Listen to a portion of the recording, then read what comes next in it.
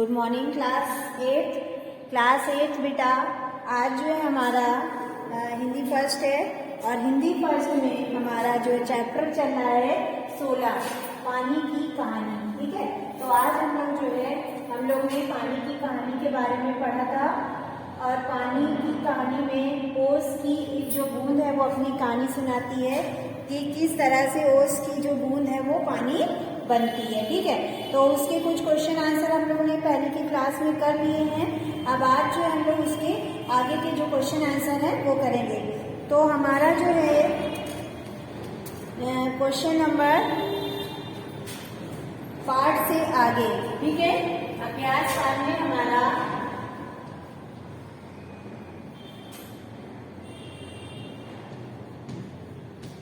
Part से आगे के 2 क्वेश्चन हो गए थे।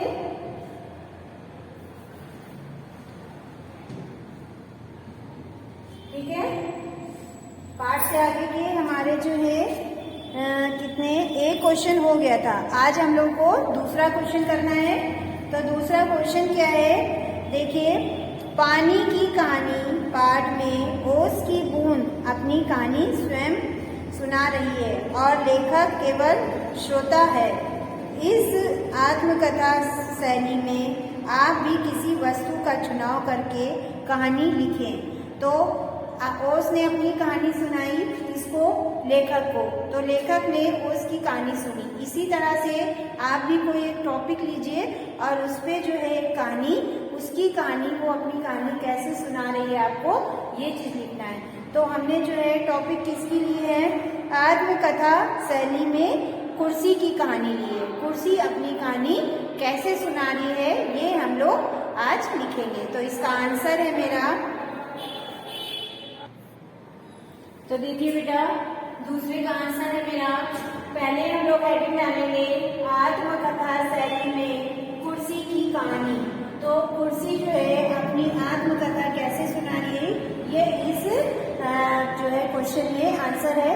कुर्सी की कहानी हम लोग इसमें लिखेंगे। ठीक है, तो देखिए, तुम किस लकड़ी की कुर्सी पर बैठे हो जानते हो? अपने पास से आती आवाज सुनकर अतुल चौंका। यानी कि अतुल जिस कुर्सी पर बैठी थी उसमें से कुर्सी ने बोला कि तुम जिस कुर्सी पर बैठे हो वो जानते हो, बैठे हो जानते हो। अब जब अतुल ने ये आवाज सुनी तो अतुल चौंक पड़ा। उसने अपने आप से कहा कि आवाज कहाँ से आई? तभी कुर्सी बोली, यह मैं ही बोल रही हूँ। तब कुर्सी ने कहा कि ये मैं ही बोल रही हूँ, क्या तुम मेरी कहानी सुनोगे? कुर्सी ने कहा अतुल से, क्या तुम मेरी कहानी सुनोगे? अतुल ने हाँ कहा। अतुल ने क्या कहा? हाँ। अब देखिए, कुर्सी अपनी कहानी सुना रही है तो इसको हम लोग पैराग्राफ चेंज करके लिखेंगे। तो देखिए बेटा, आगे कहानी कैसे सुना रही है कुर्सी। किसी समय मैं बाग में हरे भरे पेड़ की शाखा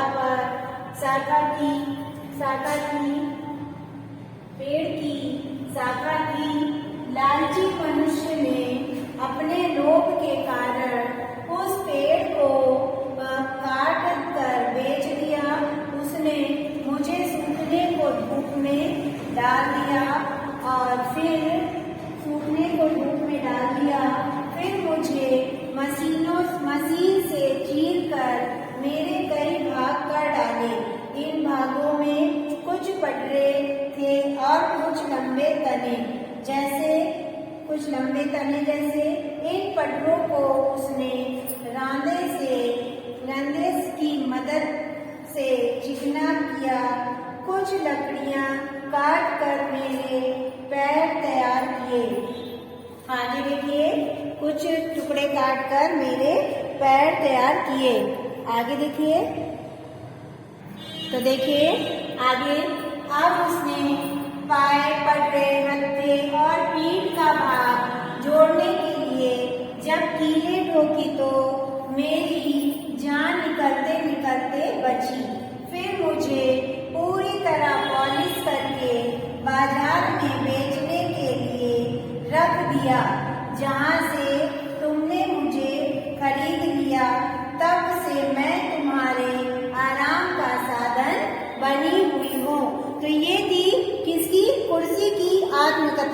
कुर्सी ने अपने बारे में बताया कि मुझको कहाँ से कैसे बढ़ई ने या जो मनुष्य थे उन्होंने किस तरह से मुझे तैयार किया और मुझे कितनी तकलीफें हुई। पहले मेरे को सुखाया, फिर मेरे 2 भाग किए आरी से काट करके, फिर मुझे रांदा चलाया चिकना करने के लिए, फिर मुझे जो है कीलियाँ ठोकी और जब मैं इतने घावों से बची तो उन्होंने मुझे पॉलिश करके बाजार में बेच दिया, जो आपके आराम का साधन बन गया है। तो कुर्सी ने अपनी पूरी आत्मकथा किसको सुना दी?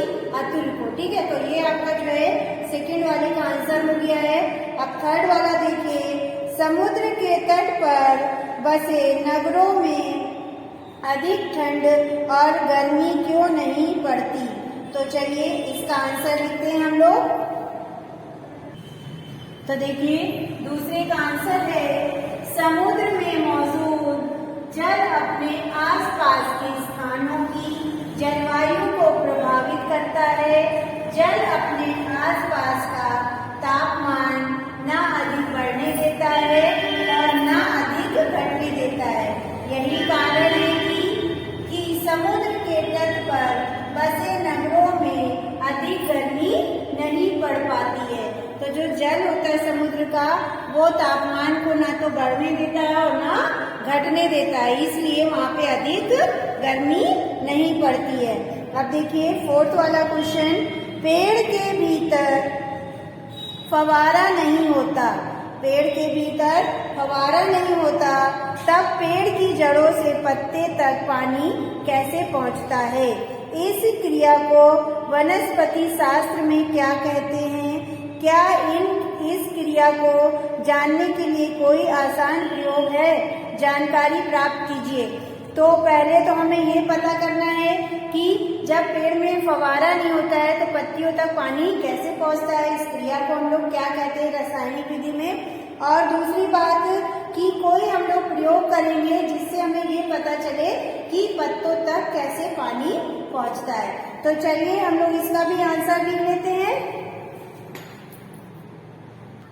तो देखिए बेटा फोर्थ का आंसर है, पेड़ के भीतर फवारा न होने पर भी पेड़ की जड़ों से पानी पत्तों तक पेड़ों की विशेष कोशिकाओं के समूह जाइलम कंठ तंतु के द्वारा संभव होता है। तो जो पेड़ में जो पानी जाता है पत्तों तक, वो किसके द्वारा होता है? जाइलम काष्ठ तंतु द्वारा संभव होता है, जिसके कारण जमीन से पानी का अवशोषण होता है और वो पत्तों तक पहुंचता है। ठीक है, फिर देखिए क्रिया को जानने के लिए आसान प्रयोग, हम लोग ये हेडिंग डालेंगे। क्वेश्चन में दिया है कि कोई भी आसान प्रयोग करिए। तो इस क्रिया को जो वो क्रिया कैसे होती है ये करने के लिए हम लोग एक आसान प्रयोग करेंगे। तो सबसे पहले क्या करेंगे, सफेद पंखुड़ियों वाला एक ऐसा पुष्प लें जिसकी पुष्प वृंत यानी कि जो डंडी होती है वो लंबी हो, उसे पानी से भरे कांच के बीकर में डुबो दे। जो एक सफेद पुष्प लें जिसकी जो टहनी डंडी होती है वो बड़ी हो और उसको जो है उस पानी में डुबो दे। आगे देखिए, तो बेटा देखिए उसके आगे, आप बीकर में स्याही की कुछ बूंदे डाल दें जिसमें पानी का रंग नीला हो। कुछ देर बाद हम देखते हैं कि सफेद फूल जो पानी के कुछ ऊपर था उसकी पंखुड़ियों में नीली नीली धारियां उभर आई हैं। तो जो उसकी टहनी थी वो पानी में डूब जाती है। आप लोग कोई फूल को पानी में डालते हैं तो फूल ऊपर को उठ जाता है और उसकी जो टहनी होती है वो पानी के अंदर चली जाती है। तो जब हम उस पानी में नीली मतलब स्याही डालेंगे तो पूरा पानी हमारा नीला हो जाएगा। तो उस टहनी के द्वारा जो जाइलम और वो बताया हमने आपको क्रिया, जाइलम काष्ठ तंतु द्वारा जो क्रिया होती है उसमें जो है नीला पानी जो है उसकी रेशों द्वारा जो है जाता है कहाँ, पुष्प की पंखुड़ियों में। तो जो उसमें रेशें होती हैं वो उसमें जो है वो नीली नीली हो जाती है। तो जिससे जो है वो पुष्प की जो धारियां होती हैं वो नीली नीली दिखने लगती हैं। ठीक है, हम देखते हैं कि बीकर का नीला पानी फूल तक पहुंच जाता है। तो इसी तरह से बीकर का जो नीला पानी होता है वो पुष्प तक पहुंच गया और उसमें जो है नीली नीली धारियां बन जाती है। इसी तरह से पेड़ का जो पानी, जो नीचे जमीन का जो पानी होता है वो जड़ों से पत्तों तक पहुंचता है। फवारा नहीं होता है, फिर भी जो है जैलिंग की क्रिया के द्वारा वो जो है पत्तों तक पहुंचता है। अब देखिए हमारा आगे जो क्वेश्चन है अनुमान और कल्पना में। अनुमान और कल्पना में पहला क्वेश्चन जो है वो हम लोग नहीं करेंगे, दूसरा क्वेश्चन जो है उसको हम लोग करेंगे। तो दूसरा क्वेश्चन है हमारा, अन्य पदार्थों के समान जल की भी 3 अवस्थाएं होती हैं। अन्य पदार्थों के से जल की इन अवस्थाओं में एक विशेष अंतर यह होता है कि जल की तरल अवस्था से ठोस अवस्था बर्फ हल्की होती है। इसका कारण ज्ञात कीजिए। तो बर्फ जो है ठोस होती है लेकिन हल्की होती है, इसका कारण हमें इस क्वेश्चन में बताना है। तो चलिए हम लोग इसका भी आंसर कर लेते हैं। तो देखिए इसका आंसर है, जल की तरल अवस्था की तुलना में ठोस अवस्था यानी कि बर्फ हल्की होती है। इसका कारण यह है कि पानी का घनत्व की अपेक्षा बर्फ का घनत्व कम होता है, यानी कि जो पानी का घनत्व होता है वो अधिक होता है और बर्फ का जो घनत्व होता है वो कम होता है। घनत्व का कम होने के कारण बर्फ हल्की हो जाती है। तो जब घनत्व कम होगा तो बर्फ जो है हल्की हो जाएगी, इसलिए पानी में बर्फ जो है ऊपर तैरती रहती है। ठीक है, तो ये हमारा दूसरा क्वेश्चन हो गया है। अब तीसरा देखिए, तीसरा जो है पाठ के साथ केवल पढ़ने के लिए दी गई पाठ सामग्री हम पृथ्वी की संतान का सहयोग लेकर पर्यावरण संकट पर एक लेख लिखें। तो ये आपको स्वयं करना है, तो इस क्वेश्चन को हम लोग छोड़ देते हैं।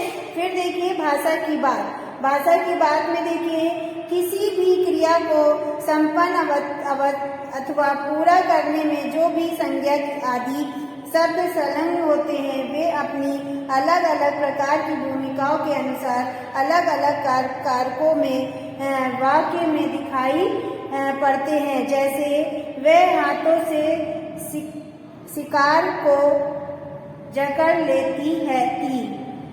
तो जकड़ना क्रिया तभी संपन्न हो पाएगी जब कोई व्यक्ति उसे वहाँ जकड़ने वाला हो। जब कोई व्यक्ति उसे जकड़ेगा तभी तो वो जकड़ा जाएगा।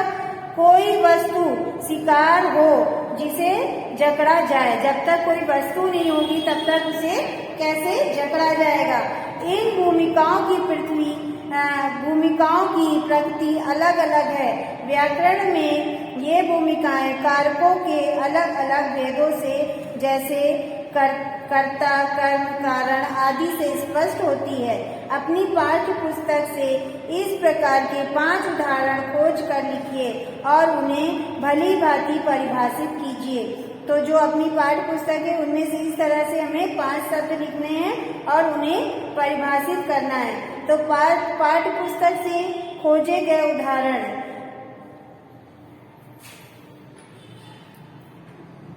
तो इसका हम लोग आंसर लिखते हैं। बेटा इस क्वेश्चन का आंसर जो है हम पिक भेज देंगे, आप लोग इसको कर लीजिएगा।